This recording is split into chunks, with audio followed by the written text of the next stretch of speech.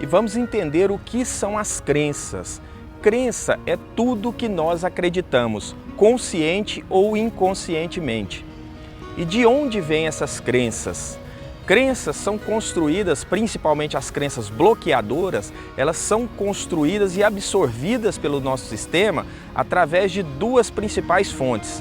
A primeira é por uma situação traumática e a segunda e mais comum é por repetição. Ou seja, o que a gente vai ouvindo ou vivendo, aquilo vai sendo internalizado, vai para o nosso subconsciente e, como nós sabemos, é o nosso subconsciente que comanda a nossa vida. É como se fosse o piloto automático da nossa vida. A gente pode fazer uma analogia com um avião, o piloto programa o seu destino e aí ele faz a decolagem e depois o piloto automático toma o rumo, toma o comando do avião até o destino. Porém, se houver uma tempestade ou se houver qualquer intempéries do tempo, se o piloto não tomar o comando e deixar no piloto automático, esse avião pode até sofrer um acidente. E assim ocorre com a nossa vida. Nós estamos constantemente no piloto automático, devido às crenças e os padrões que nós absorvemos, na maior parte na nossa infância. Por que na nossa infância?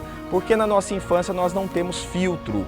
Nós não sabemos discernir o que é uma brincadeira, o que é uma metáfora, o que é algo sério. E tudo que nós ouvimos entra no nosso subconsciente e se transforma num padrão. E quando esses padrões são bloqueadores ou são negativos, eles prejudicam a nossa vida. E falando em relacionamento, que é o tema que nós estamos abordando aqui, nós temos milhares de padrões e de crenças que estão nos atrapalhando constantemente e nós não sabemos. Por exemplo, é muito comum, hoje uma crença muito comum no universo masculino, que para se ter um relacionamento precisa ser rico, precisa ter posses, né? E se a gente aprofundar mais, como é uma crença comum, nós achamos que é uma crença apenas do consciente coletivo, que não deixa de ser uma verdade. Mas se nós aprofundarmos um pouco mais, nós vamos ver que essa crença tem de uma genética muito profunda, muito antiga. Por exemplo, na era da agricultura, mandava quem tinha terra. Ou seja, quem tinha muita terra podia escolher a melhor mulher, podia escolher a mulher que queria, se casava com quem queria. Depois, na era industrial, mandava quem tinha capital. Ou seja, essas pessoas também tinham os melhores casamentos, tinham, entre aspas, as melhores mulheres, só que hoje tudo mudou. Hoje nós vivemos a era do conhecimento e da comunicação.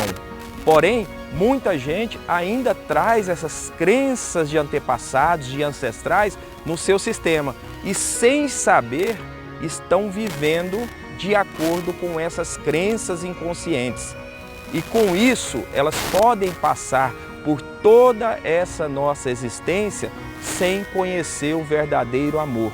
E também muito comum no universo feminino, mulheres que gastam uma fortuna com roupas, adereços, tratamentos estéticos, entre outras coisas, e vão a festas badaladas, requintadas, e quando deitam a cabeça no travesseiro, estão vazias, estando com alguém ou não. E essas crenças também podem estar ligadas a crenças genéticas profundas. Se nós analisarmos, até bem pouco tempo atrás, nós não precisávamos nos apaixonar para casar. Nós simplesmente éramos escolhidos. E também pode estar ligada a crenças que foram construídas desde a infância. Histórias de princesa, história de príncipe encantado, entre tantas outras, que, como eu falei, entraram no subconsciente sem filtro, sem discernimento, e lá se tornaram um padrão e hoje conduzem a sua vida. E como eu citei no universo masculino, também essas mulheres podem passar em branco toda essa existência sem saber o que é conhecer o verdadeiro amor.